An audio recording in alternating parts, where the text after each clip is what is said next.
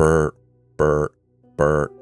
The all too familiar sound of the wheels drifting onto the gouged asphalt specifically designed to wake dozing drivers shot my falling eyelids straight back up. In a haze, I stopped the rigs flirting with flying into a ditch and righted us on the desolate backcountry road. "You thinking about taking us off-roading on our way to the ER, Martin?" quipped Steve from the back of the rig, attending to his now even more agitated patient. I gave him a half-hearted wave through the window, joining the two compartments of our unit, before fumbling for that can of energy drink I had stashed somewhere in the cab. Not being able to find it only compounded my frustration with Steve ignoring the only rule I had for him when working as my partner. No jokes on a 72-hour shift. "Where the hell are you?" I groaned as I clumsily sifted through the trash that told the story of the last nearly 48 hours of this rig being my home. I gave up the search as my second home, and our destination pulled into view. Twin Trees Memorial, less a hospital and more a methadone clinic. Not much else besides the pains of needing a dose could get the good folks of this backwater town to seek out a doctor. "I'm home," I muttered as I backed the rig into my favorite parking spot under the broken floodlight. It was the best place to catch some sleep while telling dispatch we had to clean the rig before the next run. I popped the door and eased myself out of the driver's seat before taking the step down to the damp concrete. Despite my deliberate attempt to ease myself out, my knee still screamed from the light impact of my boots meeting the ground. A nice little souvenir I get to keep after I retire from my career of picking up limp junkies from their piles of vomit. If I ever get to retire. Speaking of junkies, I could hear our passenger arguing with Steve over why he didn't get a dose of fentanyl on this ride for the worst itch of my life. "Man, aren't you guys supposed to help people when they need it The sentence died in Jeff's throat as I threw open the back of the rig and stared into the sunken pits where his eyes resided. I had bounced his scrawny ass off a wall a month ago, after I caught him snooping around our station, probably looking for a way to score a quick hit from the rig's med box. The bruise it left matched the dark bags under his eyes. It pains me to remember that the bags under my eyes are much the same. Hell, not this guy," moaned Jeff. I had recognized his address when we got the call, so I didn't even bother to step out of the rig when we arrived.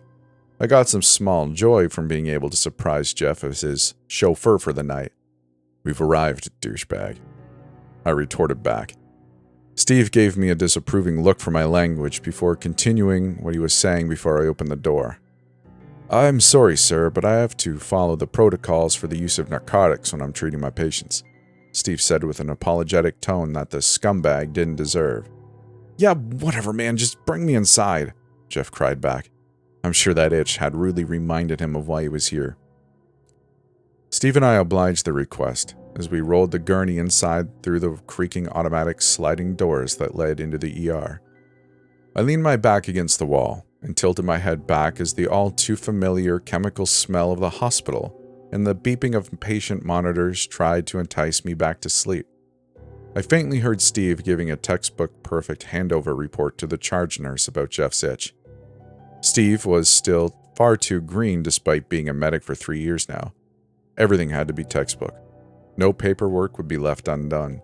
No patient request was too asinine. No vile insult or fist hurled his way was too much for him to not return it with a smile and his best customer service voice.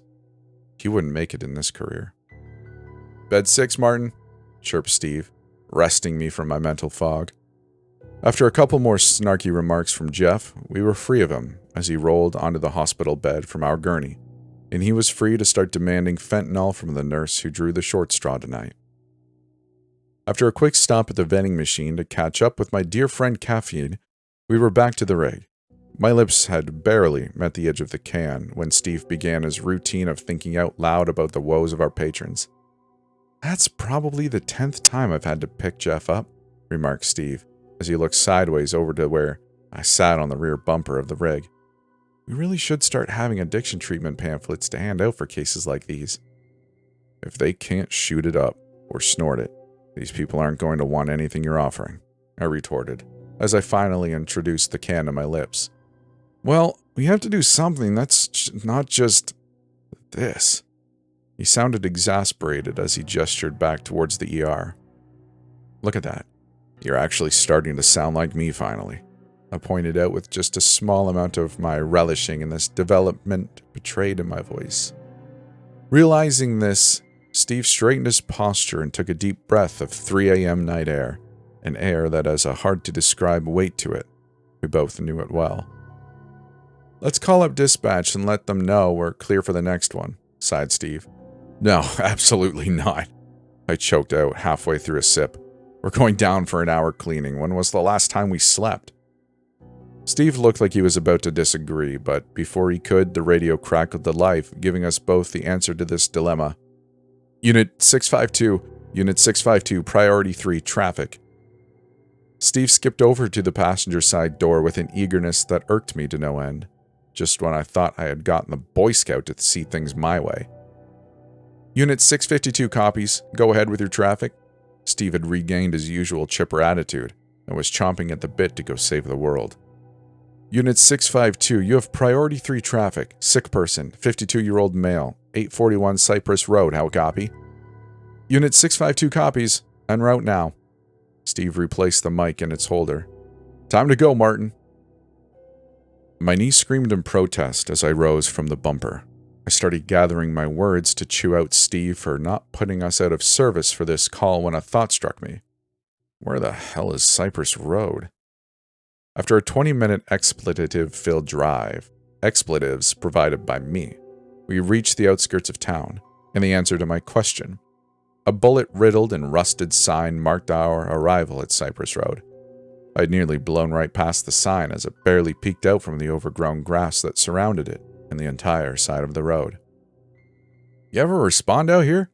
Steve asked as he put down the county map that led us to the lonely strip of dirt that snaked its way out of sight into the trees. I looked past Steve, out the passenger seat window up into the trees, before answering. Not even a single porch light peered back through the web of branches. No, never. I haven't even heard of this place. Let's get on scene before dispatch cites us for a late arrival, Steve muttered as he neatly folded the map back up. The Boy Scout doesn't want a demerit, huh? I chatted back as I coaxed the rig down a soft decline onto the dirt of Cypress Road proper. I stopped caring about the metrics of our calls when the company wouldn't replace our rig, which had become the second oldest thing at this company. Holding the title of oldest at the company was my distinct pleasure and simultaneous shame. Steve ignored my dig at him as he shifted in his seat and tried to catch a peek beyond the trees that bordered the gentle left turn I was easing the rig into. While I would have normally followed my philosophy of getting to the call sooner equals ending the call sooner, I didn't trust the combination of soggy dirt road and bald tires to not send the back end sliding into the even soggier forest surrounding us. It was another 5 minutes of gentle winding back and forth through this seemingly forgotten patch of forest before something other than the green and brown of the trees came into view. Tucked away on the left side of the road by about 100 feet were the burnt remnants of a trailer and an old Ford pickup with a sunset orange paint job. Only the 4 cinder blocks where its tires once were kept it from meeting the ground. The mailbox, standing watch at the edge of the road, informed us that this was 821 Cypress Road. 841 was still further ahead, but still nowhere in sight. As I turned my attention back to the road to continue our search, the radio came to life with a sharp hiss. Unit 652, what is your low... The radio traffic died out with a loud crackle, as abruptly as it had started. Steve picked up the mic and responded back. Dispatch, this is 652. Can you repeat your traffic? Silence. Steve quickly resorted to Old Faithful and gave the radio transceiver a healthy thump with the palm of his hand. Dispatch, do you copy? Steve enunciated into the mic. Silence.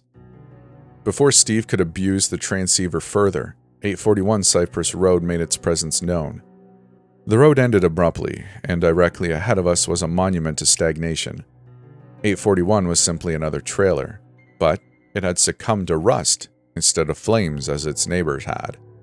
What was probably the stark white of its metal walls had decayed into a sickly yellow, pockmarked with holes of rust. Its face told the story of the apathy that consumed this forgotten road. Steve gave dispatch one more attempt before dropping the mic back into its holster. "Dispatch, this is Unit 652 in the blind. Arrived on scene." I cranked the wheel hard to the left as I prepared to back the rig up to the trailer. As I watched our approach to the trailer through our rear-view camera, something like an itch compelled me to look out the windshield. I couldn't see 841's neighbor anywhere. We had only made it another, maybe 200 feet past it when we arrived at our destination. Still, that charred husk and the crippled pickup were nowhere to be seen. The rig jolted sharply before I had much time to ponder what it was, or wasn't, seeing ahead of me. "Oh, mother!" I hissed, while gently feathering the throttle to get our rear right wheel out of the pothole it now spun fruitlessly in. Steve, now seeing our predicament, cautioned me, "Easy, man, easy." Before I could tell him to shut it, I hit the sweet spot and freed our wheel from the pothole. Not wanting to risk discovering another pothole, I decided that 50 feet from the trailer was close enough and threw the shifter into park. Me and Steve shared a silent glance for a moment. I'm sure, "Let's get this over with," went through both of our heads. With that, we both turned toward our doors, opened them, and stepped out into a gentle, silent breeze. I left the keys in the ignition and kept the engine running. It was a habit I developed from one too many times having to escape from a junkie patient that wanted to give me some new holes with a kitchen knife. Steve made it to the back of the ambulance first and popped open just one of the rear doors to grab our go bag. He had already closed the door and extended his arm to me to grab the bag by the time I reached the back. I accepted the hefty bag and lifted the strap onto my shoulder. We exchanged no words as we made our way toward that shadow of a home. The crunching of our boots on the dirt and the rocks on this excuse for a driveway took the place of any conversation. No, the night had too much tension for a chat, but the cause of this tension was eluding me. It wasn't until we had made it about halfway to the trailer and far enough away from the rig's engine that the realization hit me. Total silence. If it weren't for the foreign sounds of our boots on the ground and the hum of the rig, there would be complete silence covering everything. My newfound cognizance of this fact lifted the hairs on the back of my neck. Still, we continued our march, steeped in a tension that was rudely broken as we passed a long dead pine tree. A low growl pierced the silence from our left at the base of the tree. This sent both of us scrambling a few steps to our right and lodged my heart in my throat. I locked my eyes onto the void of darkness that was the base of the tree. Hidden from the dim red lights of the rig, I didn't dare look away, and neither did Steve, as I heard him blindly fumble with the Velcro strap that held his flashlight in his pant pocket. Click. Staring back at us, curled in a ball, was what was once an imposing pit bull. However, now I could count the ribs protruding through its flea-riddled fur. What caught my eye next was the choke chain collar the dog wore around its neck, in the chain connecting it to a tie rod hammered into that pine tree. The dog made no attempt to even rise to its feet. That growl was probably the best it could muster to scare off the two strangers now staring him down. I'm sure it hadn't had a bite to eat in weeks. "Remind me to call animal control on this guy," I muttered, venom creeping into my voice. I couldn't stomach the mistreatment of animals. I was already picturing my pup at home in this condition. Steve didn't respond. He had turned his attention, and his flashlight, to the trailer. My eyes followed the path he traced from the ground up the side of the trailer. On the ground, specks of glass reflected light back at us. About 5 feet up was the window that the glass once belonged to. From the outside, it was like peering into the void of space. An inky black was all that was revealed of the inside of the trailer. I had almost looked away toward the door, a couple of yards to the right, when I noticed the holes that decorated the top left corner of the window. At first, they didn't seem any different from the rust holes that had colonized the trailer's ugly face. Then it clicked. Their perfect roundness and lack of rust, these details coalesced into a ball of lead in my stomach. An instinct, one that you would only acquire after years of this job, was clawing at the base of my skull. One word echoed in my mind: wrong. This is wrong. Before I could voice my rising concern to Steve, I heard a heavy click and creak as he swung the door open and placed one boot on the rusted steps of the trailer. The Boy Scout hadn't even knocked first, still too eager to go save the world as always. "Hey, wait, kid!" I spat out as I rushed to catch up with him, pulling out my own flashlight as well. I didn't have to tolerate the searing pain in my knee for long, as I half-jogged to reach Steve, who had now disappeared into the shadow of the doorway. I almost immediately ran into Steve's back as I took my plunge into that trailer. "Did you not hear me, kid?" I angrily whispered at the back of his head. That ball of lead in my stomach had started to strangle my vocal cords, making my voice hoarse. "Hell, man," Steve shakily muttered, while staring at the scene illuminated by his flashlight. My anger at the kid quickly faded as my eyes locked onto the couch, and the man reclined on it as if we had just intruded on his afternoon nap. In his gray, swollen hands he clutched a shotgun, its butt pressed into the stained couch while the end of its barrel plunged into the ground beef that was once his face. His memories painted the wall and ceiling above him. It took a moment for the stagnant air in this tomb to assault our senses. That familiar, sickly sweet odor forced its way into my throat. Steve suddenly hunched over, barely suppressing his retching that contorted his back. I had my own struggles as I forced to back the bile that threatened to drench Steve. After a few nauseating moments, we had both regained our composure and tried our best to become medical professionals again. Noticing Steve's continued unease, I tried my best to break the tension. He hadn't stumbled upon nearly as many bodies as I have. "I guess Animal Control's gonna need a Ouija board to interview this guy," I choked out, past the now falling bile. "Yeah, I guess so," Steve said, his voice barely a whisper. I knew a task was what he needed to get his composure back. "Hey, you want to try radioing dispatch to get the sheriff out here?" Yeah, I'll call them up," Steve mumbled as he turned away from the trailer's tenant to walk past me and toward the kitchen table that stood at the nose of the trailer. Satisfied with the distraction I afforded to Steve, I turned my attention to our patient. The blue jeans he wore were now stained with patches of a deep brownish red. He had been dead long enough to start to petrify and leak rancid fluids into his clothes and surroundings.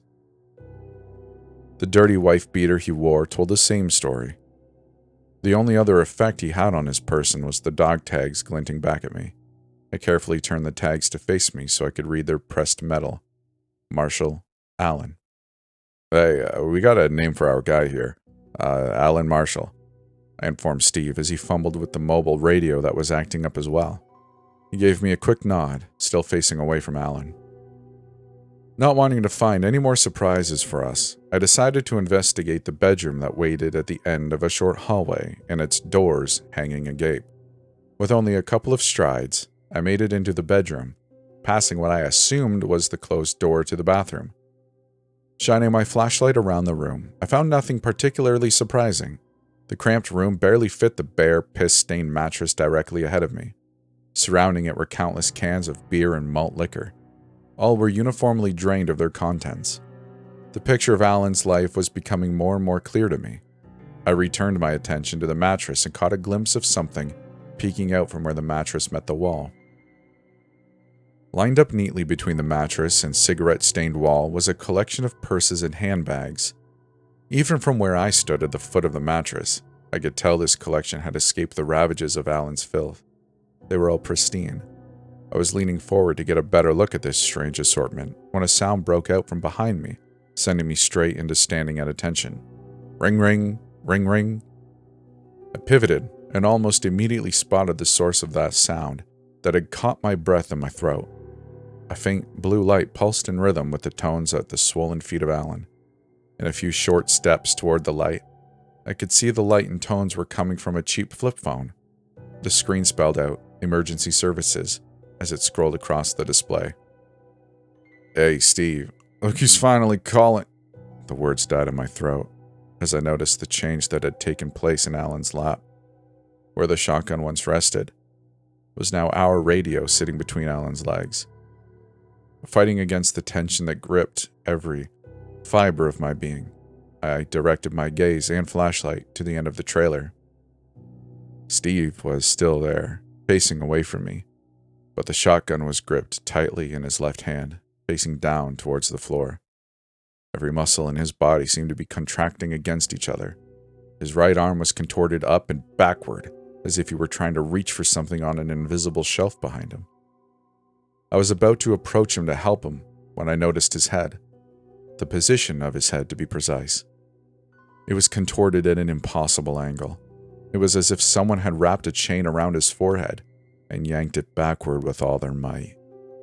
He was almost able to look directly back at me like some screwed-up owl. The ridges of his eyebrows were the only thing keeping me from making eye contact with him. A barely audible trickle of fluid brought my attention to the floor again. A puddle of urine was beginning to form around his left boot. "Steve?" I expelled between shuddering breaths. I hadn't noticed how hard I was now breathing. Nothing. The silence outside had invaded the trailer. The only thing that held back this oppressive force were the breaths from my burning lungs. It was hard to tell due to my ragged breaths, but I don't think he was even breathing. Gathering my courage, I took a single, tentative step toward my partner. As soon as my boot landed on the stained carpet, Steve moved with inhuman speed. His head snapped forward with a sickening crunch as his left arm swung the shotgun upward, and his right hand braced the barrel under his chin.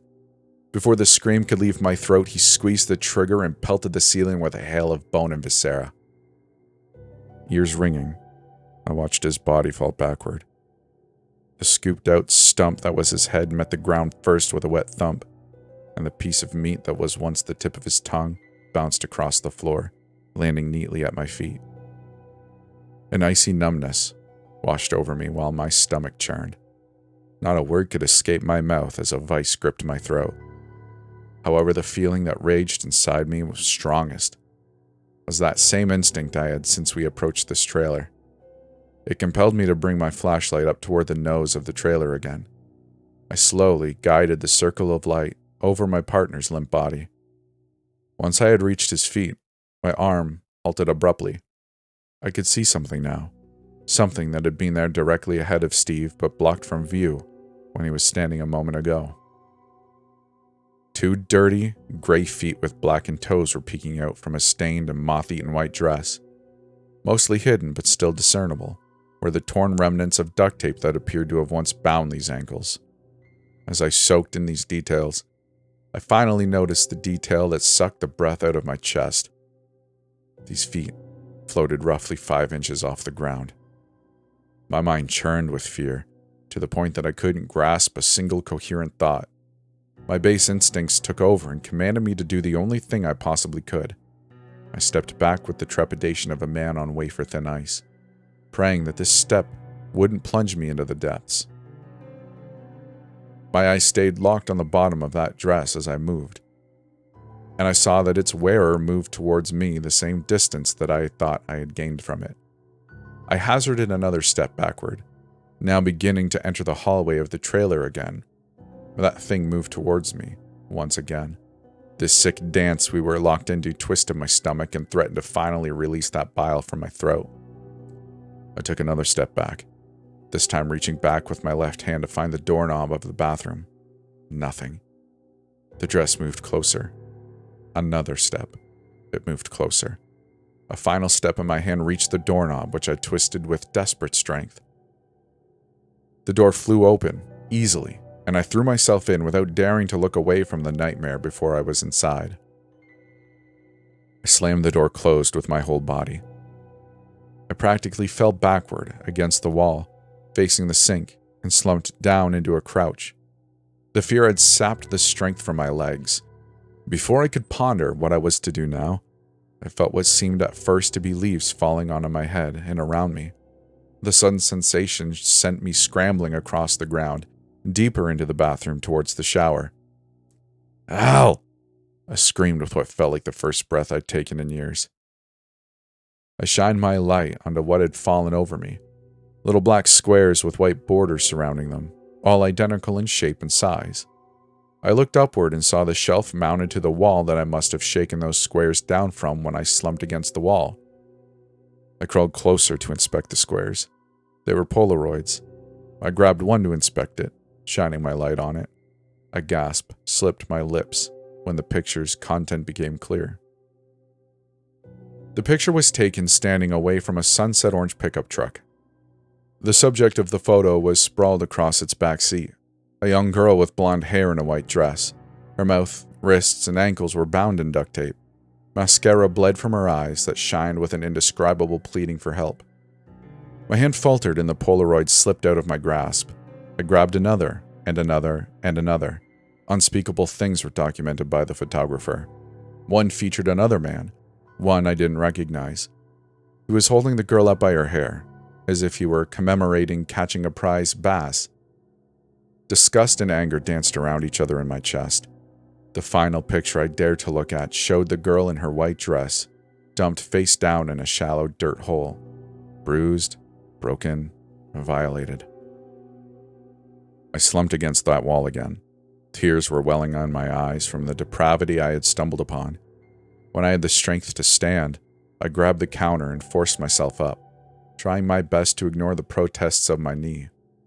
I looked towards the mirror in the dim light provided by my downward-facing flashlight, and was confused by what I saw. Numerous dark shapes and lines obfuscated my reflection. I brought my light up to illuminate the mirror and reveal the writing that covered its surface.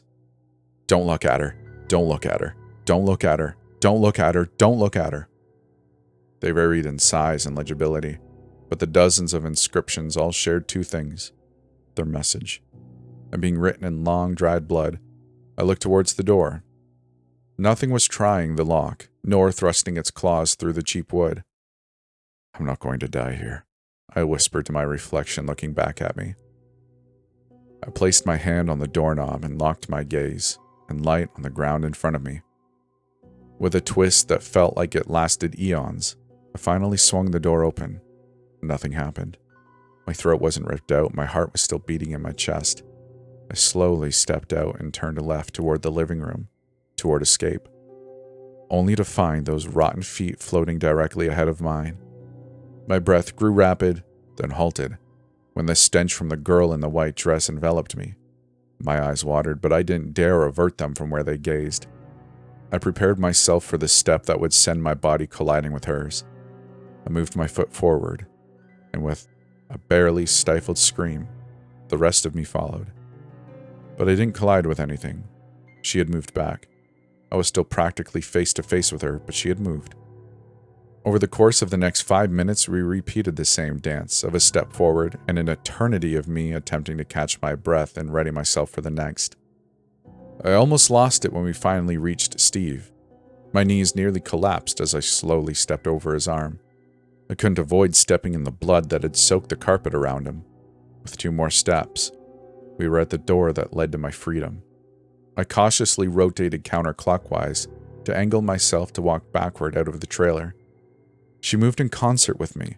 As I placed my foot outside of the trailer, a leathered hand with blackened finger shot out and grasped my wrist. The black nail sunk into my flesh and I involuntarily dropped the flashlight.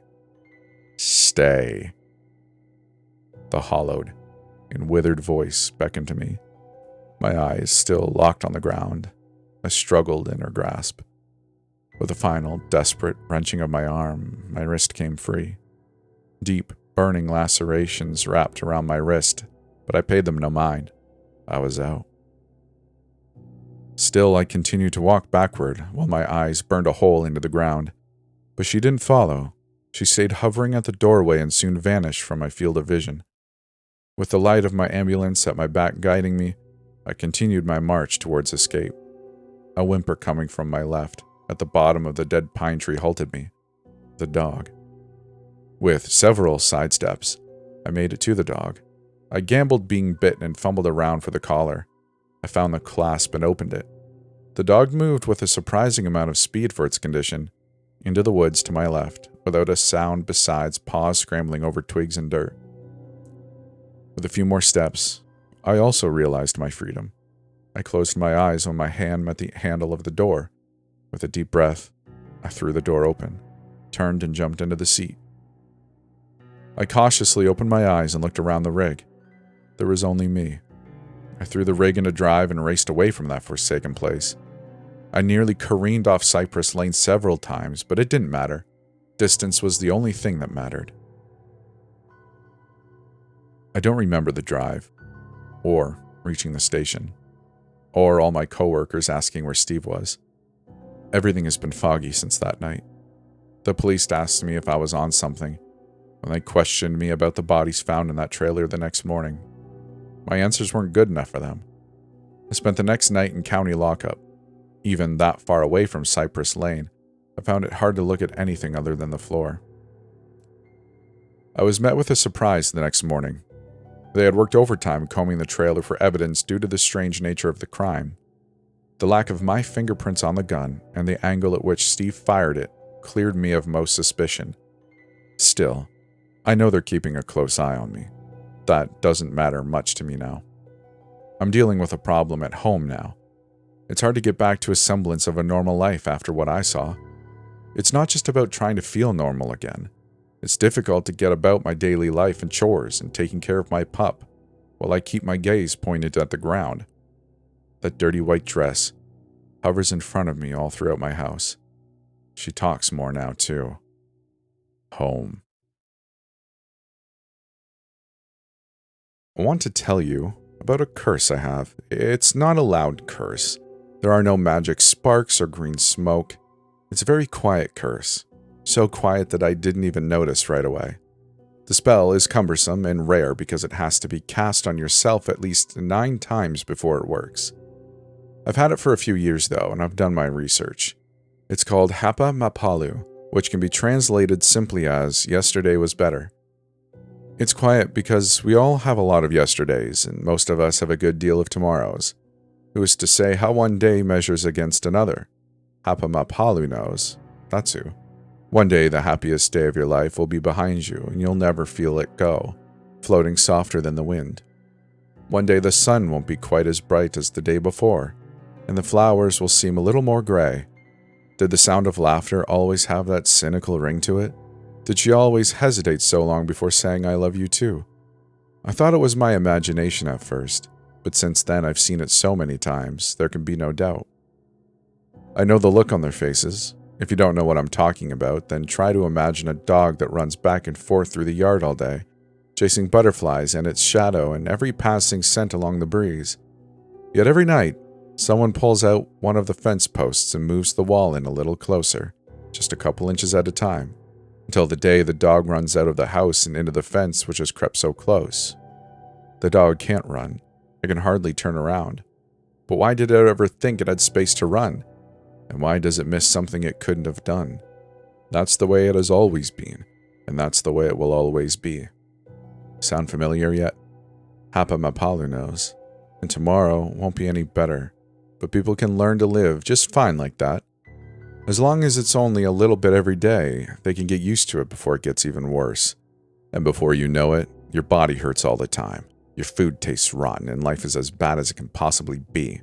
But that's not quite true, because Hapa Mapalu means yesterday was better, and tomorrow is yet to come.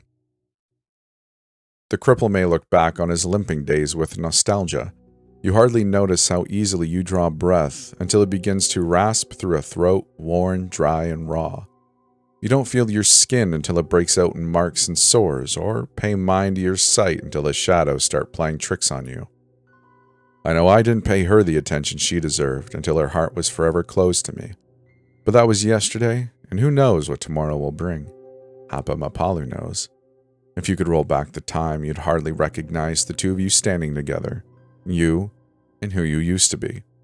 And by the very end, it would be hard to recognize you were once a human at all. A mind is nothing but a reflection of the world that peers into it, and enough pain and bitterness and hate pouring in will poison any heart.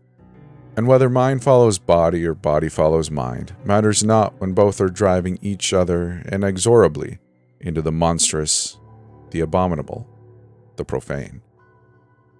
You will feel so empty, ravenous, angry, aimed at those who had never had this curse to bear. And you will hate everyone who couldn't recognize you for who you used to be. They will treat you like an animal, and you will treat them the same, until one day your hunger gets too great and they will matter too little. You will lash out with all that suffering that has festered inside until you are empty again, and then you will need to feed. And you will chew, chew, chew, chew, chew, and never taste a thing. It seems each of us is unique in how we suffer until a certain point, and then we suddenly find that we are the same, no matter what tortured form the body takes, nor which loathsome obsession fills our thoughts. One day will be the end of our tomorrows, and we'll have all reached the same point. That's the day when I didn't just have the curse. It's the day I was Hapamapalu too. But that's it. That's the end. I've reached the worst day, and now I'm through. I'm on the other side, and the curse is lifted.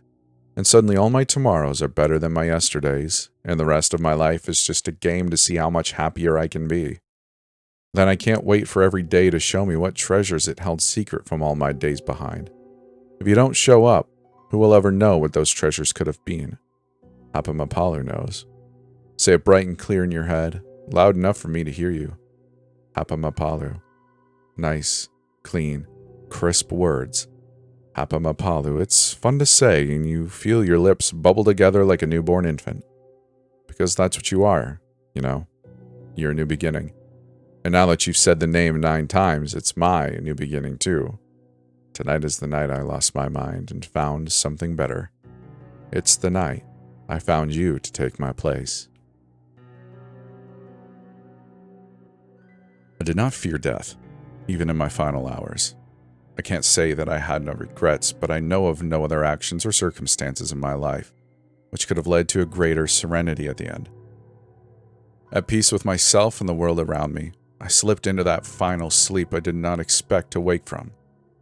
I believe I can tell the exact moment when I died, because it coincided with a vague sensation of falling in every direction at once. I watched something like a kaleidoscope of my body being left behind from every angle as the world folded in on itself. Thinner and thinner slices, faster and faster, interweaving together as the intricate dance of life spiraled down into a single point, and then rebounding again, a collapsing universe exploding anew, each fragment of mind unraveling itself into the form I next occupied. I was young and strong again in my new body, and the verdant garden was bliss to behold.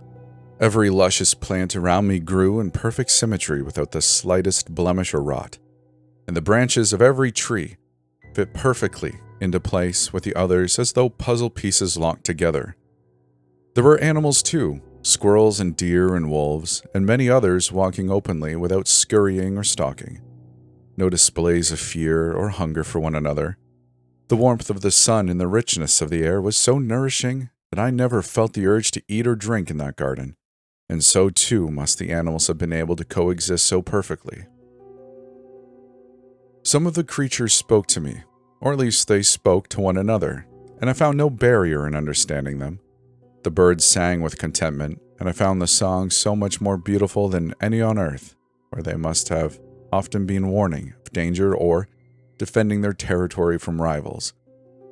There was one thing that bothered me about the way they spoke to one another, though. Each knew only their happiness in the moment, and none showed the slightest thought about where they came from or how this place came to be. I began asking the animals, but though they stopped and listened politely when addressed, they grew agitated when I persisted on the existential question that drew my curiosity. Their answers were always evasive, suggesting pleasant things that I might do, and when pressed, always returning to the single, unequivocal rule of this place. I could go anywhere or do anything that I liked, so long as I never sought out the person in charge. If it was simply a matter of their reverence and respect, then I think I could have accepted such an answer. The way they spoke unsettled me, though, seeing such peaceful animals become fearful as they warned me away from such pursuit. Hair rising on the backs of their necks, snarling faces, darting eyes, each utterly terrified by the notion that I would want to meet such a being. It did not make sense to me where such fear could be coming from in a world so far removed from death and pain and want. I could not rest with the idea of living eternally in terror of some unknown beast that ruled the land. The more they warned me, the more desperate my pursuit became, until I found myself unable to linger for a moment without my curiosity cheapening the pleasures around me. I decided I was only able to find peace at the end of my life because I knew I had followed my passions without doubt or regret. But if I were to turn aside in this quest, then I could spend forever unhappy in the knowledge that my true nature was to be as cowardly and dull as the animals. What was it to be man if it was not to master oneself and one's surroundings, to do what was impossible for other animals?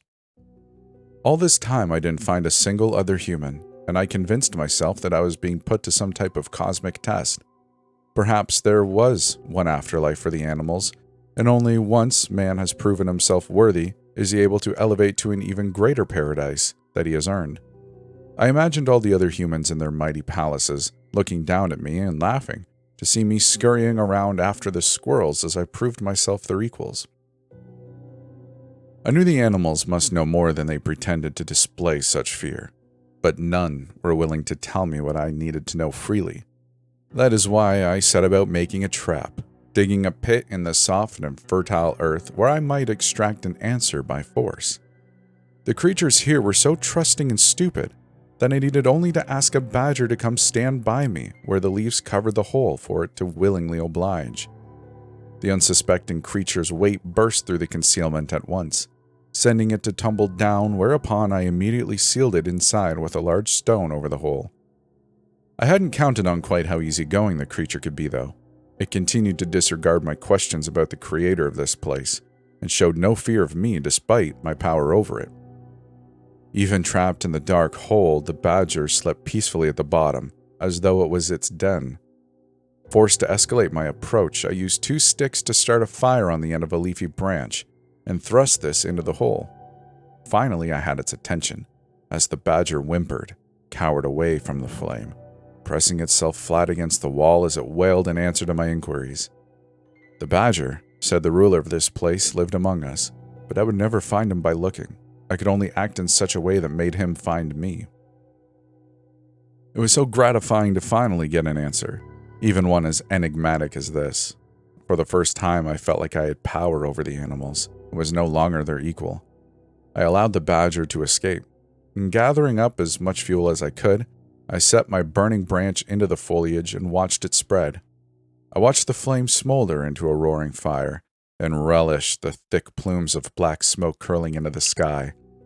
It would be impossible to witness such a display without knowing a man was dwelling among the animals.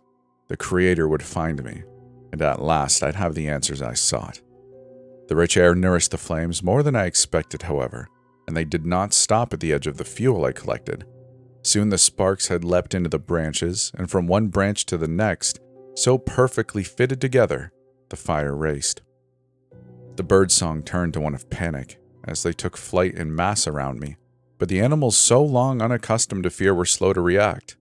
Some even approached the flame to marvel at it before the fire leapt to the surrounding foliage, spreading wider and faster than I ever believed possible. Soon I stood in the middle of a raging inferno that ravished the pristine land. I couldn't stand the heat and was forced to hide myself in the hole I had dug. On Earth, the fire might have consumed the land and move on or smolder out, but here the immortal trees continued to burn without cessation. There was no escape, and I could do nothing but cower as I watched the animals panic, their multitude of voices joining into a single enduring scream. But these immortal beings were not killed by the flames just as the trees persisted, and before my eyes I watched the still-living creatures melt and disfigure into horrendous shapes of flowing skin and exposed bone. Despite all this, or perhaps because of it, my plan still came to fruition when the Lord found me, cowering in my hole. I don't know how long I spent in His presence, but when it was over, I felt myself falling in every direction just as I had when I first died. I watched my body burn from every side until smoldering to nothing. The explosion of pain gradually subsided into the cold shock of awakening into my next birth. Reflecting upon these memories, now in my next life, it seems as though I was banished from heaven for my deeds. If I ever received answers to my most pressing curiosities about existence, or the nature of the ruler of that land, then those too must have been stripped from me in punishment. Most keenly I remember the pain of that fire, burns from which still covered my body and whose agony I will take with me for the rest of my life. But even this pain I will endure for as long as I am able, for I now fear death, like I never had in my previous life. Like the animals, I fear he who rules that place, for I was the demon in heaven, and through my actions did I transform it to hell.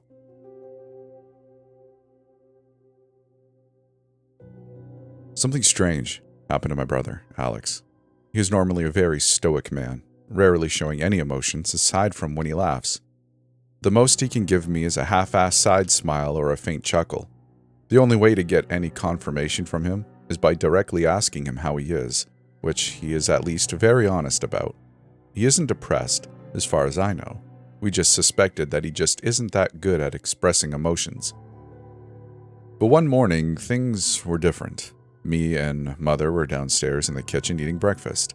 Normally, Alex is the first to wake up, but not today. We guessed he stayed up late reading or something. Eventually, he came downstairs, and my mother greeted him. However, she stopped her words halfway through. I turned around to see what caught my mother's tongue, and saw something I never thought I'd see. Alex was standing there, smiling. No half-assed side grin this time. It was a full ear-to-ear smile with teeth.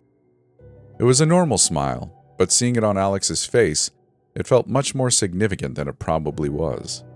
It shocked me, and shocked my mother just as much, like it was the first time we saw Alex smile. It took a few seconds of minor disbelief for my mother to finally ask him what he's smiling about. "Hey, I'm just happy," he told us with the same smile on his face. Part of me wanted to be glad that Alex was showing a face other than the blank one he normally gives us. It was a good look on him, after all, but something about it was off-putting. Alex may have appeared happy, but he didn't make eye contact with any of us. He just stared right between us like each of his eyes were individually tracking us. His tone of voice wasn't any different from his normal tone. Upon closer inspection, it certainly didn't match his face, almost like he was pretending to be happy. Lastly, he insisted on skipping breakfast despite my mother preparing him waffles. He told her he wasn't hungry before grabbing his bag, his keys, and walking right out the door while wishing us well. "You probably met a really cute girl yesterday," my mother suggested. I stayed home from school that day because I wasn't feeling well. During the day, a few of Alex's friends texted me in regards to his sudden mood change. I already knew what they were talking about, and I told each of them that he had just woke up in a good mood today. They all seemed pleased with seeing him happy, while one of his closest friends joked about him, saying how his face looked like a puppet. I was resting on the couch watching cartoons when Alex arrived home from school. To my surprise, that same smile he woke up with was still there. I even saw the glint of his pearly teeth from where I was lying down. Mother greeted Alex as he walked in, and, like this morning, was shocked to see he was still smiling. She finally decided to break the ice and ask him about what's got him in such a good mood. "I'm just happy. That's all," he said with a steady tone. Mother pushed a little further and began asking questions. "Did you meet a cute girl? Bump into an old friend? Passed an exam with flying colors? Anything at all?" "Nope. I'm just really happy." She excused him finally and made his way upstairs to get ready for work. Me and Mom exchanged looks when he was no longer in sight. There was a cause for concern, but neither of us could put a finger on it. I spent the rest of my sick day upstairs in my room. I was able to hear my brother come back from work, followed by what I could only interpret as an argument between him and Mom. It wasn't loud, but there was some obvious emotionally charged back and forth between them. Later, I heard Alex walk upstairs and enter his own room, followed by Mom yelling, "I don't want to see you for the rest of the night." When I came downstairs to see Mother and ask what happened, she spoke as her head rested in her hand. "He was sent home early from work. His manager told him that he was making customers uncomfortable with his creepy behavior and smiling." Days went by, and the same pattern repeated itself. He was still smiling every time I saw him, and when I wasn't looking, I could assume he smiled still. I would say that I was getting used to the smile, but in all honesty, there was something that was making it hard to accept. I couldn't even get an answer out of him, since all he would say was that he was just happy. It all changed one day. I got back from school after I started feeling better and saw that Alex wasn't downstairs. Instead, I saw Mom and Dad sitting in the kitchen. From body language alone, it seemed like they were urgently waiting for me to come back. Before I could ask where Alex was, Dad held my hand and talked to me. "Son, go to your room." It took me by surprise. "Why? Did I do something wrong?" "No, but please go to your room and wait for us." I could tell from his tone of voice that it seemed urgent, so I obliged and walked upstairs to my room. It was dead silent there, so silent that I could faintly make out what my mom and dad were saying from the floor below me. "He attacked me. Is he sick? They just tore." I couldn't get anything else but simple words, but longer words and sentences weren't intelligible. I tried to listen closer to them, but I ended up picking up another person's voice instead. "Hey." I heard it from outside my room. "Hey." It sounded familiar. "Come over here." I picked up the tone and voice of Alex from where his room was. It was muffled as it passed through several walls as it came from his room to mine. "Let me show you something." I stepped out of my room to investigate, praying that if I could see Alex, that he was okay. I tiptoed out so that my parents didn't hear me and made it to Alex's door. I peeked through the door to find out. "Brother, I'm happy. I'm so happy, brother." Alex stood in the very center of the room, eyes staring directly at me. His smile was ever present, way beyond just grinning from ear to ear. The corners of his mouth were torn and broken, pushed apart by the new rows of 1,000 teeth. It reached from one side of the room to the opposite, looking more uneven the further from his head it extended. His lips stretched beyond what they should be able to, clipping and breaking like old paint on rotting wood. There was no way to tell how he kept his smile from falling, aside from some apparent struggles. I could sense a growing pain from him through the crack of the door, a silent cry for help being masked by an impossible emotion. It was at that moment when I passed out. Probably from shock, but I couldn't remember. I woke up on the floor right in front of Alex's room. The door was wide open. The window in his room opened, and Alex was no longer inside. I heard the stomping of my dad rushing upstairs with my mom following him. Mom helped me stand while Dad searched inside Alex's room, then my room, then the bathroom, then their own bedroom.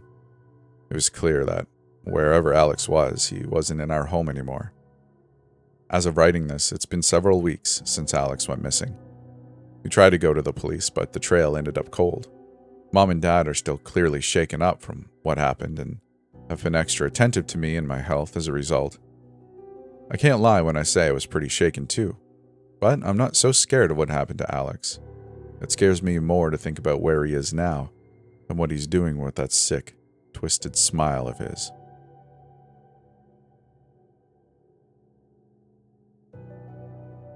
Before this week, I would have told you that running the acquisitions department at the American History Museum was the best job in the world. Never a day goes by where I'm not learning something new, discovering lost artifacts, which force me to continually reassess my understanding of our rich culture. Most people don't understand how glamorous the work really is. You have to understand that our donations generally come from extremely wealthy families, each with long histories of their own and treasures which are passed through the generations. These donors are typically motivated by the large tax breaks they receive for their charitable contributions, so I am often flown across the country and treated to the highest comfort that money can buy, no doubt buttering me up in hopes of a favorable appraisal and acceptance of their donation. When I accepted the invitation of Mr. Colomny's estate, I had every expectation of the luxury and finery befitting the Tudor-style mansion depicted in the enclosed photograph. From the steep gable roof to the elaborate masonry and embellished doorways, the residence itself was a relic of the unimaginable wealth with which the plantation owners once ruled the southern countryside. Mr. Colomny was there to greet me at the end of his cobblestone driveway, hands in the pockets of his pristine white suit, a golden chain dangling from his breast pocket, silk around his neck, and a beige fedora with a roguish tilt. He might have stepped straight out of an oil painting from the era. He was gracious to help me with my bags and show me inside, incessant welcome and gratitude spilling from his mouth with a heavily accented drawl. I followed him from room to room, keeping careful tally of everything he was willing to part with. Dark wooden furniture from the West Indies, ornate Baroque chests of drawers, exquisite colonial paintings. He breezed by each of them, as though they were hardly worth the effort of describing. All the while he continued gesturing me onward, with an almost conspiratorial hush to his voice, promising a prize that he guaranteed was unique to his collection. Everything I saw was of impeccable condition, seemingly untouched by age or refurbishment, at least until we reached the worn wooden doorway where his intention was most fixed upon. Opening this with a flourish, he led me inside to a bare and dilapidated room. Once painted red, the humidity in the air had long since stripped all life and color from the walls, to leave the most dreadful pale streaks and blotches around us. The sole furniture was a splintered three-legged stool, the sole occupant a small brown-skinned boy sitting atop it. "Oh, he's held up well, hasn't he?" Mr. Colomney said, puffing out his chest with pride. "They don't usually last more than a year, you know. The skin discolors something awful and starts to stretch and peel away. It's been over 100 years since he's died, but he still looks like he could jump up and skip around, doesn't he?" I'd never seen a taxidermied human before, and I didn't feel qualified to comment on the condition. He was right about how real it looked, though. I had the most unnerving feeling that the boy was looking right at me, and that if I were to turn away for a moment, I might find him in an altogether different position. A clear stitching was visible in the dark skin, which ran up one side of his body, disappeared into his curly black hair, and emerged again on the other side.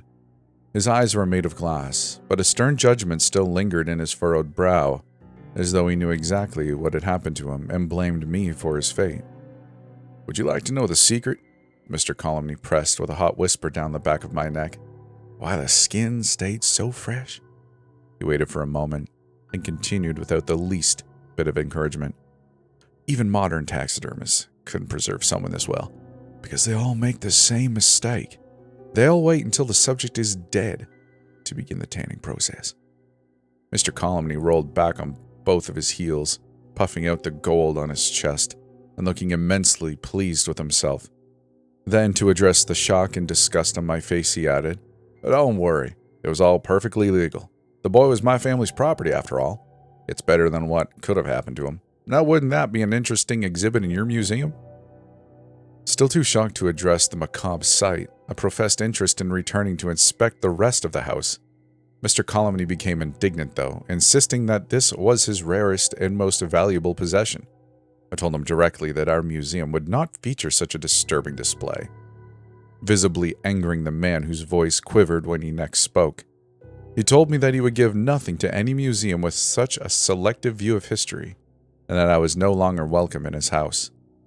I was only too happy to oblige, grateful for the cleaner air outside that vile room. I left Mr. Colomney on no uncertain terms and returned to my museum empty-handed, telling nothing of the incident and doing my best to put it out of my mind entirely. That should have been the end of it. But not a week later, I was in my office preparing for a meeting with Professor Horvat of New York's Natural History Museum, when someone began to hammer on my door. Before I could welcome my unexpected guest, the door opened and I was confronted with Mr. Colomney once more. I don't believe he had changed his clothes since the day I had seen him last. His white suit was dull and stained with yellow sweat, his hair unkempt and greasy. Too surprised to protest, I backed away and made room for him as he entered my office, dragging a luggage cart behind him. The object on the cart was concealed beneath a white sheet, but by its size and shape I could easily guess that the boy was seated underneath. Mr. Colomney ducked back into the hall for a moment to ensure his discretion, then returned, closing the door behind. "What are you doing here? Get out! Get out!" I insisted, but he only shooed me away with his hands before sitting heavily before my desk. His face was flushed, as though he'd been running, and he seemed to need a moment to catch his breath before he could speak a word. "Look, maybe if you scheduled an appointment I could work something in this afternoon," I said, trying my best to sound reasonable, although I was trying to think of excuses to cancel, even as I said it. "As it is, I'm already expecting—" "You've got to take him," Mr. Colomney interrupted with passion. "I can't have him in my house anymore. Not for another night. I won't." Already I could hear voices and footsteps in the hallway outside.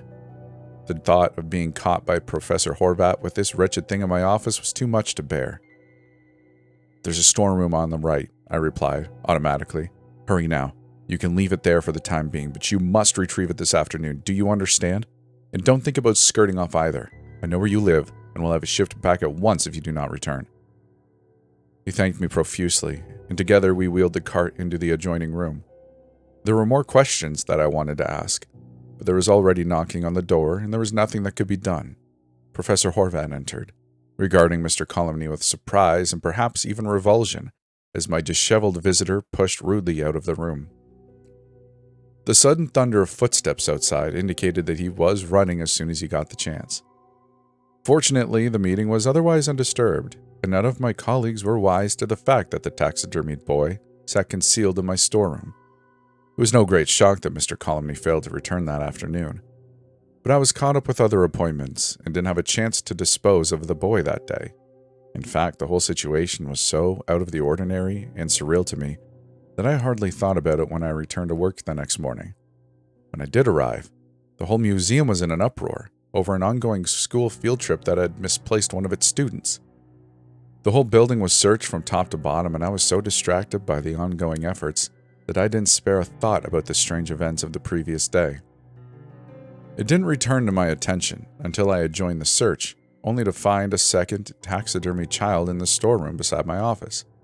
A little girl beside the boy, with freshly stitched skin running up one side and down the other, with little glass eyes and a little furrowed brow, silently judging me for all the sins I've never done.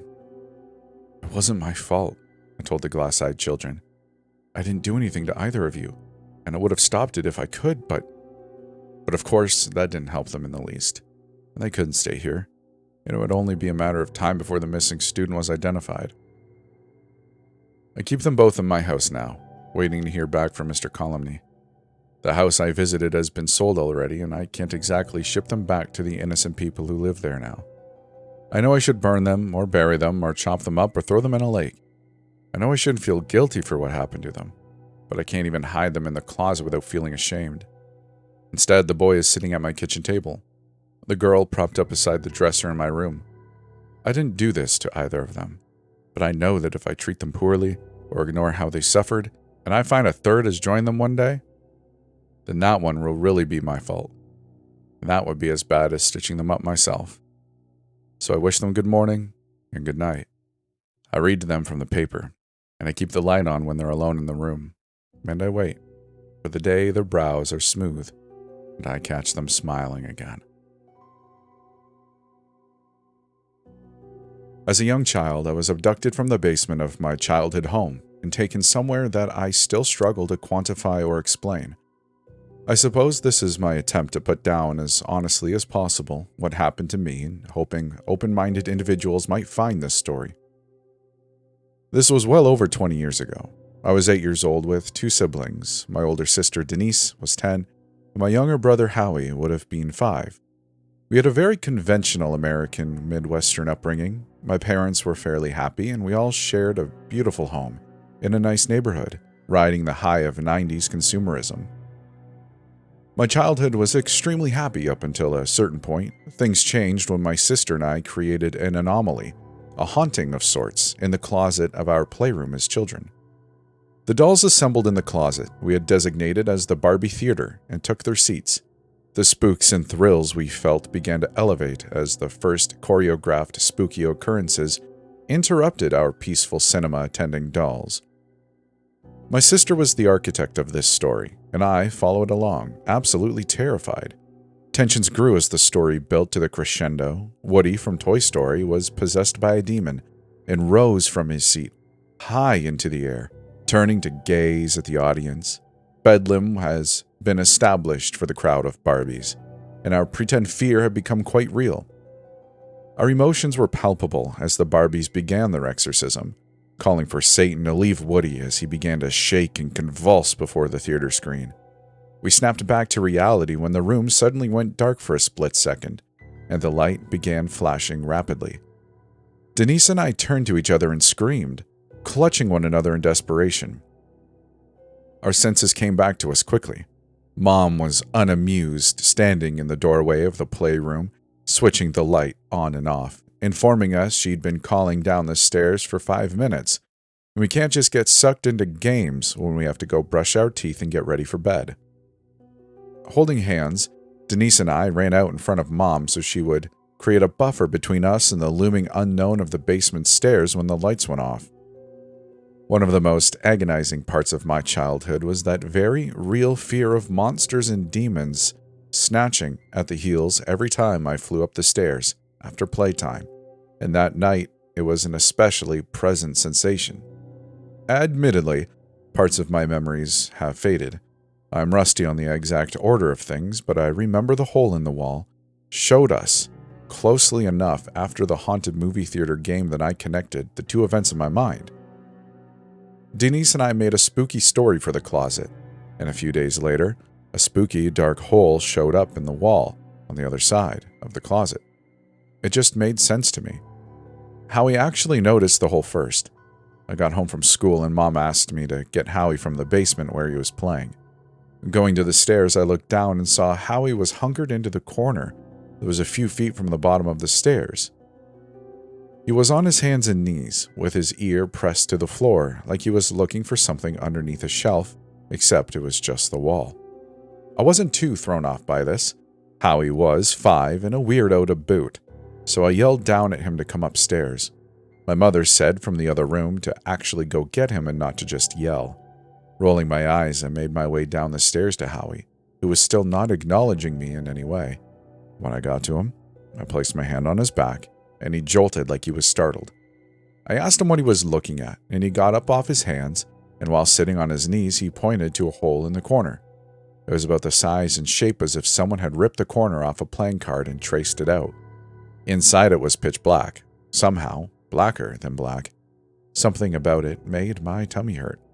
I asked him what was in there, and he calmly told me there was a funny person in there, hiding in the wall. My tummy ache lurched, and I almost vomited when he said that. I'm sure an adult would have written that off as childish imagination, but as a child with an imagination myself, I immediately took him at face value. There was someone hiding in the wall. Up until that moment, the most scared I had ever been was the other day playing in the closet with my sister.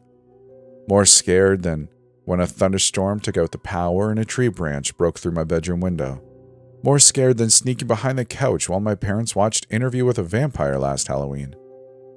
The moment Howie said what he said, that became the most scared I'd ever been. Every fiber of my being was screaming to get away. I grabbed Howie by the arm. I could hear him complain, but couldn't understand him through my adrenaline. It felt animalistic. I ran up the stairs, dragging poor Howie behind me. I slammed the basement door and ran to Mom, Howie still in tow, and began wailing to her about a man in the walls downstairs. My mother was completely confused. I had been fine just a minute ago, and she had been downstairs numerous times throughout the day doing laundry, and had noticed nothing awry. I was finally able to calm my tears enough to explain to her what I found Howie doing and what he had said about someone in the walls. She laughed and explained that was impossible because it was a basement, an unfinished basement to be exact. She explained to me all of the exterior walls were cement brick with dirt on the other side. The wall to our playroom was just wood and drywall. There was only a few inches of space, definitely not room enough for funny people to hide. She tried to reassure me by going down, but as soon as she walked towards the basement door, I began to wail again. Seeing that wasn't going to help, she made me a snack and had me sit and watch cartoons with Howie and Denise. I was beginning to relax by the time my dad came home. We had supper and Mom told Dad about the hole in the walls downstairs. Dad was a contractor, so he felt quite confident doing the repair. He used a moisture meter to ensure a leak hadn't caused the hole. When a water source had been eliminated as the culprit, he figured one of us had kicked a hole in the wall and did not want to fess up, so he patched the drywall. Good as new. With a reassuring kiss on the head, he later told me he had it covered and that he checked and there was no one in there. I slept peacefully that night, and over the next few days, the discomfort I felt while in the basement waned slightly. I still refused to be down there by myself, but Denise and I almost always played together, so it was rarely an issue. until Denise had to go to the bathroom one day. I wanted to go up with her, but we were in the middle of creating an easy bake oven convection, and she wanted me to stay to watch and make sure it didn't burn. I felt great apprehension and told her we could unplug the oven and then plug it back in when we got back. Denise called me the B word. Baby. My pride was devastated, and my fate was sealed. I committed to my easy bake vigil, and Denise was up the stairs, leaving a very heavy silence in the playroom. I tried to keep my mind occupied, reading the directions on the box for the cake mix and then fussing around with a random Barbie. A feeling like I was being watched appeared suddenly in my consciousness. I dutifully tried to ignore it as I felt my heart beat faster and my discomfort grew rapidly. I threw myself harder into my Barbie fussing, dragging that useless plastic brush over her tangled locks, wondering what was taking Denise so long. Behind me I heard a noise, like a light click or a tap. I froze over the easy bake, my eyes wide. I had definitely not heard my sister come back down the stairs, and Howie wasn't even in the house. I heard the sound again. It was coming from the closet. A brief description of the closet. It's unfinished, lined with particle board. It was maybe 6 feet wide and 3 feet deep. It had no doors. We had play clothes and some winter clothes hung up for storage. Underneath that were some boxes stacked up, and the other half of the closet was a jumbled pile of toys and stuffed animals. It had only been maybe a week since we cleared it out for the doll theater, but it was packed full again. I was absolutely petrified, and I wanted to run away, but the closet and the door were on the same wall, so I would have to run closer to the closet to leave, which freaked me out. The sound continued from behind me, and as if I was under the Pied Piper's spell, I felt my head turn, leading my eyes to see what was producing that noise. When the closet came into my view, it took me a moment to see through the visual noise of the clutter and find the source of the tapping. My mind processed what I was seeing and I began to scream uncontrollably. Feet and legs were underneath me before I was even aware I was moving, fleeing, flying up the stairs, screaming. I couldn't stop screaming. And when I had turned around and looked behind me in the playroom, sticking out from under the hanging clothes and jackets was a black, skeletal hand, almost like a mummy, pinching a Barbie, high heel between its fingers and walking the shoe across the boxes. Howie was right. There was someone in the walls. Dad and Denise went down to investigate for me, and they were unable to find anyone. Later that night, though, Denise came into my room with her hands behind her back and tears in her eyes. I asked what was wrong. Without saying a word, she produced her left hand and opened it. A mint green Barbie heel lay in her palm. I immediately felt very uncomfortable, and I asked her if that was the one from her jewelry chest. She shook her head and brought out her other hand and revealed an identical mint shoe. Denise explained the second one was the one from her bedroom. The first one she had found on the boxes in the basement closet. And we were both incredibly scared. Denise having a lavish doll and wardrobe situation, we only had one pair of mint green heels, one of which we both knew I had lost during a road trip at a McDonald's in Georgia last year. It had caused a huge fight between us, because those heels went perfectly with Denise's favorite doll dress, and she had melodramatically stored the other shoe in her jewelry box as a sign of reverence. Yet, here we sat with what felt to us like extremely convincing evidence of supernatural occurrences we could not yet begin to rationalize. We didn't even discuss it. Denise stayed in my bed with me that night, and I honestly think we hardly slept. We were so afraid. After that, we avoided the basement at all costs. It had always been a little spooky down there, but it had quickly surpassed the creepy tolerances of little girls that wanted to play with dolls and host story time for their stuffed animals. We'd planned recon missions ahead of time for toys we wanted, begging our parents to come down with us while we snatched the toys we needed that day and fled back to the safety of the upstairs. My mother is a neat freak and didn't appreciate our messy and toy-cluttered bedrooms, so that coddling did not last long. We were allowed to keep a streamlined collection of toys upstairs, but the rest had to be returned to the playroom. Denise and I were still so scared of the basement that we chose to stop playing with the majority of our toys. We pursued other endeavors, reading together or practicing gymnastic tumbles in the yard or watching cartoons. I had done a very successful job skirting around the basement and had not gone down there alone since the night I saw the hand. I had hardly been down there at all, even with a chaperone. That changed one cold and bitter November morning. Mom was very busy, as both Denise and Howie had gotten really sick. She had been running around all night taking care of them, and that morning she had Howie in a cool bath trying to get his fever down. She was on the phone with the doctor in the bathroom. I could hear the gratitude and relief in her voice when they could get Howie in as soon to see the doctor. Calling me into the bathroom, she explained that she knew I was scared of the closet downstairs, but she had to watch Howie and needed me to go into the basement and get their coats out of the closet. My initial reaction was to balk and protest, perhaps too vehemently. Mom called me the B word. Brave. My fate was decided. Steeling myself at the top of the stairs, I tried to cling to the bravery instilled inside me by my mother, but with each step down I felt it evaporate. Halfway down the stairs I noticed the hole was back in the corner. Fighting every instinct in my body, I made myself go down the stairs. It was daylight out, but overcast, so the entire basement had a gloomy light about it from the small windows around the ceiling. I didn't like the way it made the shadows look inky and mysterious. I pressed my back to the handrail as hard as I could when I got to the end of the stairs, giving myself as much space as possible from the hole while sidestepping to the playroom door. Taking a deep breath, I walked into the room, resolute. I knew what I had to do. I knew exactly where their coats were. I needed only to reach out and snatch them off their hangers and then run like hell. Except, when I got myself in front of the closet, I couldn't see anyone's coats. I froze, unsure what to do. I knew they were in there, nestled behind the play clothes and snow pants were our winter coats, but I absolutely did not want to put my hands in there to find them. My plan had depended on visibility and accessibility.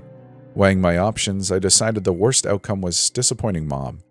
I gingerly reached out and tugged on the hem of an old bridesmaid dress, guiding it out of the way, feeling slightly more emboldened after not seeing the hand appear. I very cautiously grabbed the leg of my snow pants and saw, with relief, the sleeve of my mother's coat underneath. Reaching out to her coat, I felt time slow as I saw the hand suddenly burst out through the clothes, snatching my wrist with surprising strength and firmness. Despite the papery and dusty appearance of the hand, it was quite solid. Barely enough time to whimper, I was yanked into the clothes. I felt my legs scrape over the boxes and I was suddenly in a place in between. Not between the closet and the wall, but I think a place between dimensions. Discomfort was my physical baseline there. I don't believe my form was intended to be in that plane. Every inch of my body had what felt like a cold, gelatinous layer over it. Breathing felt like static. Despite my physical discomfort, my fear quickly dissipated. My emotions were muted, placidity dominated. I could only feel the faintest flutter of curiosity about where I had found myself. Any worry or anxiety felt like it was floating 10 feet below me underwater. Keeping any train of thought became challenging. Slowly, my eyes adjusted to the darkness of this place, and pinpricks of light appeared throughout the never-ending darkness, like stars in the sky. The closest thing to me looked like a hole in the wall. With dreamy bemusement, I realized it was the hole in our basement wall. The light was enough to illuminate the figure that had dragged me here, and that's exactly all it was. Just a figure. Humanoid, completely black, featureless, not even eyes. It looked more like a silhouette than a solid being in this realm, compared to its charcoal appearance outside. I then became aware that I wasn't beholden to gravity, and I let myself drift away. The figure drifted with me.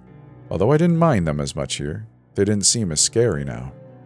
Dreamily, I headed towards the nearest light above me and looked through the hole, gazing suddenly into a scene somewhere in Asia. It looked like a sweatshop.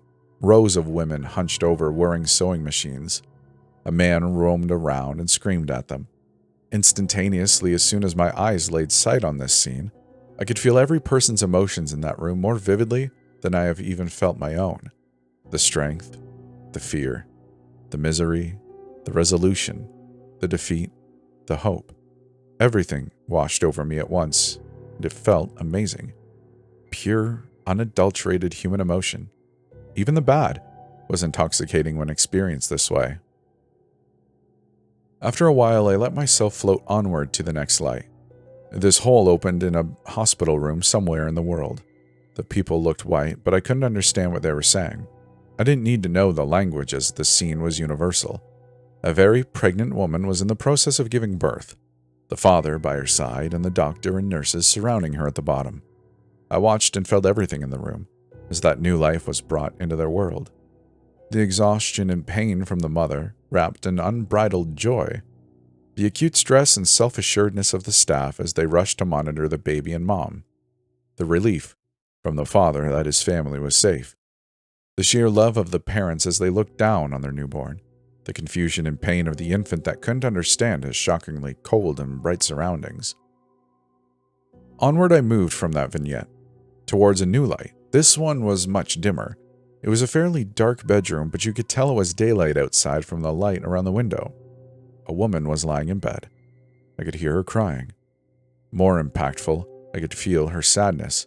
And this was an old sadness. Despair and pain hung like incense in the room. That one I didn't understand at the time, and I floated on, my silent companion following close by. So on and so forth. I journeyed through this space in between, witnessing and feeling an unbelievable range of the human experience. I saw the mundane and the glorious. I saw crimes and acts of violence that would bring the most grizzled homicide detective to their knees. Yet none of it seemed to disturb me. It all washed over me like dreams. The power and clarity of the emotions while viewing was juxtaposed sharply to the dullness of my current reality. Yet it never felt voyeuristic. It simply was. I'm not sure how long I drifted through. Occasionally, other figures like my companion would pass by. That was the only time they held my wrist to stop my travels, waiting until the stranger passed, although the others also felt benign to me. The holes sometimes opened up into cracks or openings in walls or ceilings. Sometimes it was through an item. Looking around one room, I could see in the reflection of a mirror that I was gazing in through the eyes of a porcelain doll. After a while, I became aware of a distinct melancholy I felt while gliding in the void space, when I wasn't distracted by other people's lives. I raised my hands to my face and saw in the dim light my fingers were beginning to turn black, like my companion, whom I was starting to think of as a friend. We shared a sort of understanding despite never saying a word to each other. There was an intuitive logic to how this place worked, similar to the way you simply understand what is true in a dream. What I understood is that I was becoming one of the shadow forms. If I stayed much longer, I would lose my own humanity, as I sustained myself emotionally on the sweet nectar of others' feelings, and my physical form metamorphized into a shadow. I understood, on some level, I didn't want to transform. Through the fog, I remembered my family, and I felt a yearning of my own for the first time in this place. My companion simply nodded their head and gently took my hand and guided me towards a particular hole in the darkness. I gazed in, and I recognized this place. It was the bottom of our basement stairs. It felt like an eternity since I had seen it. As if on command, I saw Howie walk down into view, crouching down as I'd seen him do so long ago. Pressing his face to the hole, I could hear him call my name, saying he missed me and was sorry the man in the wall got me. Feeling his unadulterated sadness wash over me, I tried to call out to him, but I couldn't speak in the void. Looking to my companion, we nodded sagely to one another, and I reached a trembling hand towards my brother. I broke through as easily as I had been dragged in. I could briefly feel Howie's elation at seeing my hand as he helped drag me through. Despite that the opening was no larger than a mouse hole, I easily fit through and found myself sprawled out on top of Howie. He was screaming and laughing so loud. I hugged him and I began to cry as the emotional sedation of the place in between wore off, and I felt very much like a little kid who was lost and scared in a crowd and had just been found by their mother. We bounded up the stairs, through the kitchen, flying past police officers and extended family, into the main room and straight into my parents' arms. That hug with my mom and dad and Denise and Howie was the greatest thing I have ever experienced. Looking up, I noticed a skeletal finger reaching out and wiggling at me through a small hole near our fireplace. I let out a little smile. I knew my companion could sense my gratitude for reuniting me with my family. The next few days were a blur. I was dehydrated and borderline hypothermic when I was taken to the hospital. I lost the big toes on both feet and the tip of both my middle fingers to what the doctors diagnosed as frostbite. Otherwise, I was fine, and the police questioned me for hours about where I had gone. I lied through my teeth and told them I didn't know and couldn't remember. All I could remember was being cold and that it was dark, and then suddenly, I was back downstairs. Police completely demolished our basement looking for evidence of a hidden prison my parents had kept me in, or a pipe or abandoned well I could have fallen in. At the end of the day, they were more puzzled than anything, and the official police report of my disappearance and discovery basically dictated I got lost and came home on my own a few days later. I could tell it really bothered some of the police. They were worried there was a child abductor on the loose and that I was too scared to say anything. But even at my age, I had the sense to realize they would never believe the truth. Everyone believed Howie was still sick and fever dreamed of me crawling out of the hole. When I asked him about it a few years ago, he claimed he remembered it as a dream he had. Denise is the only person I've ever told my story to, up until writing this story. While I don't doubt that she believed me, I think my story disturbed her more than whatever she had imagined happening to me while I was gone. She couldn't understand how I could be okay after witnessing murders and tragedies. How could I process that emotionally after feeling those extremes? I tried to explain to Denise the goodness I had felt in there too, about the baby being born or feeling a toddler's joy while dancing through a sprinkler or the old couple holding hands in a hospital room, feeling such love and warmth towards one another. It blazed like the sun. Eventually, I figured she probably would never understand. If it hadn't happened to myself, I'd struggle to understand. I moved on pretty quickly, yet I kept the experience close to my heart, using what I had learned to be a kinder and more empathetic person. Ever since then, every once in a while, I will catch a glimpse of a charcoal hand sliding out of a hole in the wall or a crack in the floor, and they wave at me or wiggle some fingers. I smile and wave back, letting my love radiate to my friend that had shared so much with me. I let them know life is good.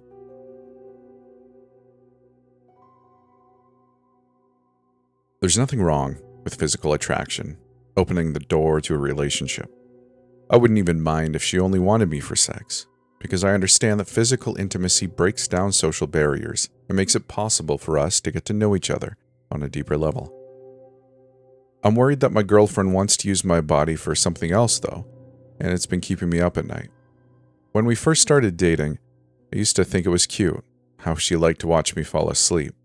She was subtle about it before I called her out, just peeking out of the corner of her eyes with this little smile on her face. She was really embarrassed when I first asked her about it. She pretended not to know what I was talking about, getting all flushed and flustered, trying to come up with an excuse for what she was really looking at.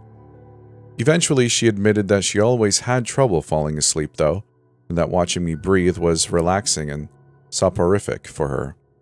I promised her that I would never judge her for her secrets, and she promised to love me for it. After her secret was out, she dropped all pretenses and turned it into a joke.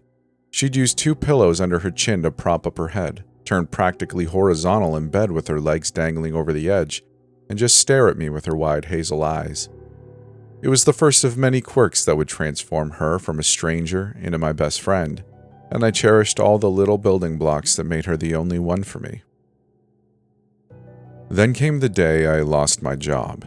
It was honestly my own fault for a string of stupid mistakes, an order sent to the wrong person, losing a check I was supposed to cash, mixing up my schedule and showing up late. I tried to tell my boss that I'd just been fatigued and not thinking clearly, but I was ashamed about my blatant screw-ups and couldn't muster much of a defense. Part of me was even relieved because it meant I'd finally have a chance to rest and recover from whatever was making me so tired. Adding insult to injury, though, I had even more trouble settling down at night because I kept worrying about money whenever I closed my eyes. I didn't want my girlfriend to worry too, so I told her everything was fine. I couldn't fall asleep the first night after I was fired, but I closed my eyes and pretended, making sure to breathe slow and even to help her fall asleep beside me. After a while of faking it, I heard her rustle around and get out of bed. I peeked out of the corner of my eye to see her open the bottom drawer of her nightstand. I closed my eyes again and focused on breathing before she caught me awake. The last thing I wanted after a hard day was a midnight conversation about the future. A few moments later, and I felt her climb back into bed. Pretty soon, I started feeling this brushing, tickling feeling on my ear.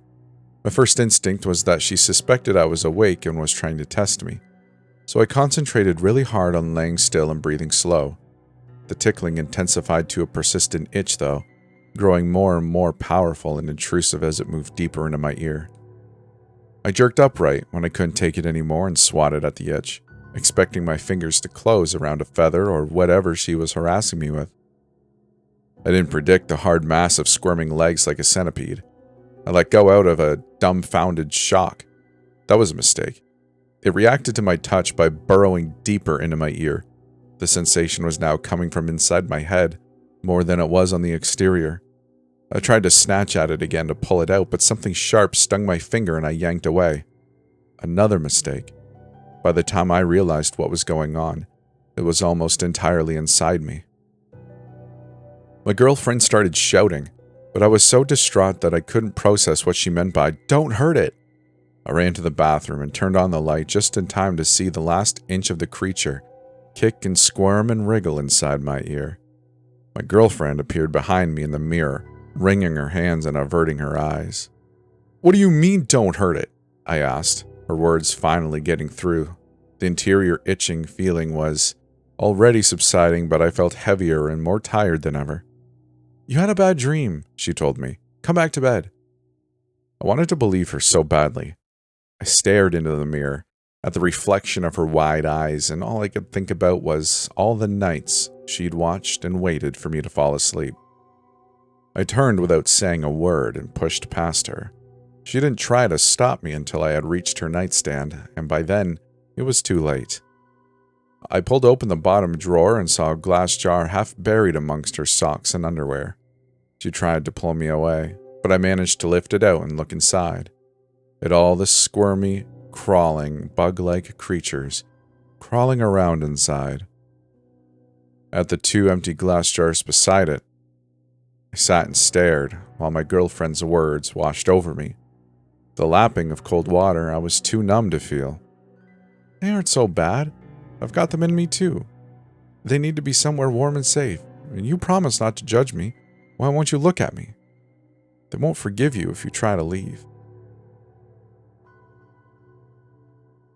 The fire at my campsite was burning low when the stranger separated from the shadows to join me. The collar of his long coat was turned up against the chill, and his bony fingers clutched a rough rope leash, which extended behind him into the gathering night. "Howdy, camper," I grunted, barely taking my eyes off the comforting flames. There was a row of fires burning all along this side of the hill, a testament to how many people had fled the city this weekend in search of peaceful isolation. My old husky lifted her head to sniff the smoky air in the opposite direction of the man, apparently oblivious to his presence. "You lost or something?" I assumed he had just stumbled into the wrong campsite and would soon continue to his own plot, but he maintained his rigid posture at the edge of the light. I watched his hands lighten as the rope pulled taut, long fingers remaining clenched as it fell slack again.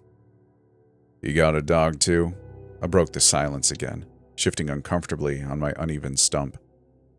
"Don't mind Ambus here. Her guard days are over. She's almost blind and won't hear a thing unless you say it's about food." Ambus perked up again, leaning into me as I scratched the thinning fur behind her ear. The man in the coat took a step forward and perched upon a rock about twice the distance from the fire that I was. His face was sour with pursed lips, the dark stubble on his face doing little to fill his sunken features. He gave a sharp tug on the rope, but it went taut as his animal resisted the effort. I could only distinguish his dog's silhouette in the shadows, but it seemed oddly lumpy and misshapen from here. The man pulled again, viciously this time like the animal was out of control, even though it was just sitting there on the ground. The animal didn't relent, however, and the man just shook his head and let the rope fall slack again. Ambus used to be like that too, but there isn't much fight left in her now. I chuckled. Ambus was giving in to the scratch and had been slowly rolling onto her back to grant me access to her shaggy belly. We used to hike out here all the time when she was younger. There were less people back then and she could just run without a leash as far as she wanted in any direction. Sometimes I wouldn't see her for an hour and I'd get so worried, shouting for her until my voice was hoarse. But she always came back, trotting and frolicking, so happy and carefree that I didn't have the heart to stay mad at her. Wargle. The man spoke at last, a dark and guttural articulation. What's that now? My dog. Wargle. Come, Wargle. The fire won't hurt you. The man pulled again, this time with both hands. A deep, reluctant growl answered him, as though bargaining to be repaid for his troubles. The creature finally consented and plodded up to sit beside him. I laughed when the firelight illuminated the animal wearing a puffy green dragon costume, with soft cloth ridges and wings sewn on the back and sides. The black lab had narrow, yellow eyes, which indicated it knew exactly how ridiculous it looked. Well, no wonder he's not happy, I said. I'd be embarrassed to be seen in that getup too. So he doesn't scare the children, the man said. He tried to pat the animal, but the dog growled and bared his teeth until the hand was removed. My husky rolled onto her haunches, crouched and alert. The hair was rising on her back, but I stroked her comfortingly until she settled to the ground. Well, that's something new for you, isn't it, Ambus? Never seen a dragon before. She did catch a rabbit once, though. Saw her chasing it, but never thought she'd actually catch it. I think she was surprised, too, because the moment she had it in her jaws, it kicked her in the chest and she dropped it right away. I laughed and leaned back against my hands to stare up at the stars. This is probably the last trip out here for us, though. I don't think my heart could bear seeing these hills without her at my side. I tried to laugh again, but the sound came out all wrong. I keep Wargle close too, the man said. He loves me deeply because he doesn't know any better. Yeah, I didn't know what to say to that. Dogs sure are great like that. The man reached for the dog again, and it snapped at him this time. The man didn't flinch, so I thought the dog was just playing. But when he pulled his hand away, I saw blood flowing freely from a deep gouge in the fleshy base of his thumb. The man stared dispassionately at the red trickle running down his forearm. Are you okay? I asked. The man smiled and the firelight glistened off long, sharp canine teeth filling his mouth. A low howl began rising in his throat. The dog in the dragon costume pulled sharply back on the leash, though, just as the man had done to the dog. The jolt was enough to silence the growl from the man, who now stared sullenly at me. Ambus began to howl. He was always a quiet dog, and it had been so long since I heard her make a sound like that I thought I'd heard a wolf. But she looked like she was getting ready to lunge again, but I grabbed her by the collar and snapped her leash back on. The old dog sprang away, launching herself a few feet before the leash snapped her back to the ground. Ambus, no, leave it. The man began to growl again in response, but the black lab gave another sharp tug on the leash to calm the man. Ambus dropped to my feet and whined, looking at my helpless confusion for guidance. I do so love having an animal companion. Wargle and I are going to be together forever. It was the black lab speaking now, though, while the man continued to growl. I even caught a glimpse of evenly spaced human teeth in the dog's mouth. Together forever. Would you like that? For her to be like Wargle? The black lab inquired innocently. The voice matched the man perfectly, and my eyes kept flashing between the two to catch how the ventriloquism act was performed. The man's lips were tightly pursed again, though, and the subliminal growl never quite vanishing. I don't want forever. The words caught in my throat. Then you don't love Ambus like I love Wargle, the black lab said. He twisted and pulled, and suddenly the rope slipped free from around its neck. It was advancing, but Ambus was ready. I wasn't expecting how powerfully my old dog launched herself. The leash tore free from my numb fingers. I flailed after it, too slow. The two dogs collided beside the fire, interlocking jaws and a howl from Ambus, a human screech from the black lab. They were rolling on the ground now, through the burning embers, two writhing bodies intermingled in their violent dance. I tried to intervene and pull them apart, but the man was barking and snarling at me now. I could hear Ambus yelp in pain, though, prompting me to charge straight at the man blocking my path. He seemed unsteady on his 2 feet and collapsed readily, allowing me to leap onto the black lab. I gripped its dragon costume and wrenched it back, but the creature wriggled free at once and leapt on Ambus once more. The green cloth removed, the scattered embers revealed red and black interlocking scales like those of a serpent running down the creature's hide. The animal's human teeth made it a poor match for my husky, though, and the two of us are soon able to overpower the creature. The man had already fled yelping into the darkness by the time I got the two dogs apart. Traitor! The scaled beast howled after its human. Don't you dare run from me, Wargle. With that, the monster sprinted into the night, chasing its human counterpart. I clutched Ambus to me, too afraid to check her for injuries, just holding her and gasping for breath while I listened to the shouting slowly disappear. I won't let you go. I need you. Please, I don't want to be alone. Please, Wargle. Please come back. Begging, and then screaming, and now softly in the quiet night, I hear the animal crying as a human might, frightened and alone. Or perhaps they have reunited, and it really is the human weeping over how close he came to losing his only companion. Ambus wasn't seriously injured from the fight, and the dog's human teeth only managed to take a small piece out of one of her ears. She's sleeping at my side as I write this, whimpering slightly in her sleep. I stroked her to comfort her for a long time, but I've stopped since her patchy hair kept coming out in my hand. Since I felt the scales hardening along her skin, and hear whispered words smuggled in amongst her quiet whimpering. I won't leave her here, but she might have to wear the dragon costume herself so she doesn't scare the children. I don't want forever, but I'm sure as hell not ready to let go yet.